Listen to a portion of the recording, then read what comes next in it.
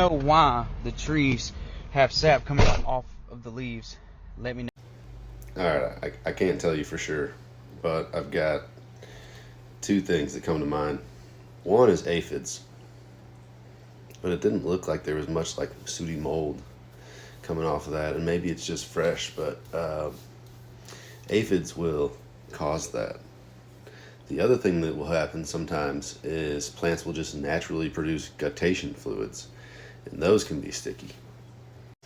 So with guttation, it's basically a pressure buildup, right? You've got so much water pressure inside of this leaf, and guttation is inevitably the leaf relieving itself of that pressure. So the water pushes through its pores, which they're not really called pores. I can't think of what they're called off the top of my head, but the water basically pushes its way to the outside of the leaf.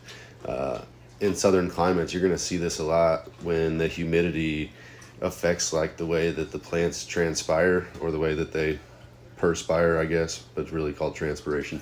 But the way that they sweat, and you're basically, that's plant sweat. I mean, I don't know how else to put it besides that sticky stuff. Yeah, that's probably guttation.